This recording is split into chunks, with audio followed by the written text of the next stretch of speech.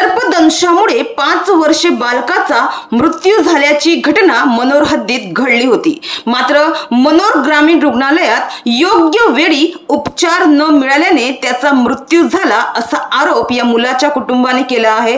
तर या प्रकरणाची दखल घेत या प्रकरणी जिल्हाधिकारी डॉक्टर इंदुराणी जाखड यांनी चौकशी करण्याचे आदेश दिले आहेत। मुबलक प्रमाणात सर्पदंशाची लस रुग्णालयात उपलब्ध असतानाही बालकाचा मृत्यू कसा होऊ शकतो असा प्रश्न उपस्थित करत त्याच्यावर वेळीच उपचार न केल्यामुळे मृत्यू झाल्याचा आरोप कुटुंबियांकडून करण्यात येत आहे। आमच्या मुलाला मनोर ग्रामीण रुग्णालयात उपचार मिळाले नसल्याचे मृत बालकाच्या पालकांचं म्हणणं आहे। तर माहितीनुसार बालकाची अवस्था गंभीर असल्याने त्याला खासगी हॉस्पिटलमध्ये उपचारासाठी हलवण्यात आल्याचे ग्रामीण रुग्णालयाच्या डॉक्टरांचं म्हणणं आहे। मात्र आता जिल्हाधिकारी यांनी चौकशीचे आदेश दिले आहेत। त्या चौकशीत या प्रकरणात जर जो कोणी दोषी असेल त्याच्यावर नक्कीच कारवाई होईल अशी शक्यता आहे। मयंक पांडुरंग कोलेकर असे मृत मुलाचे नाव आहे।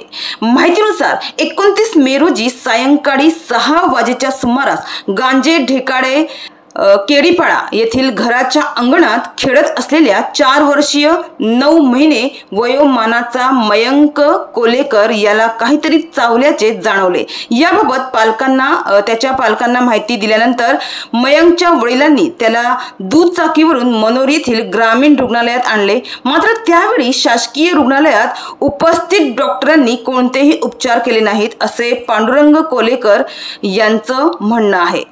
मात्र मुलाची अवस्था गंभीर असल्याने तेथील डॉक्टरांनी खासगी रुग्णालयात नेण्याचे सूचित केले। पुढे मनोर येथील एका खासगी रुग्णालयात मुलाला दाखल केले असता उपचारादरम्यान रात्री 8 वाजेच्या सुमारास त्याचा मृत्यू झाला। मनोर येथे शासकीय रुग्णालयात मुलगा शुद्धीवर होता। मात्र योग्य वेळी उपचार न मिळाल्याने त्याचा मृत्यू झाल्याचा आरोप कुटुंबियांनी केला आहे। मात्र आता या प्रकरणाची जिल्हा शल्य चिकित्सक यांच्या मार्फत सखोल चौकशी करण्याचे आदेश जिल्हाधिकाऱ्यांनी दिले असून त्याचबरोबर जिल्ह्यात असणाऱ्या बंधपत्रित वैद्यकीय अधिकाऱ्यांना सर्पदंश, लहान मुलांमधील आजार याविषयी मार्गदर्शन व प्रशिक्षण देण्यात येणार असल्याची माहिती त्यांनी दिली। गंभीर रुग्णांकरिता सर्व आरोग्य स्थापनांमध्ये रुग्णवाहिका तयार असावी व त्याचा योग्य पद्धतीने वापर व्हावा अशाही सूचना त्यांनी संबंधित विभाग प्रमुखांना दिल्या आहेत।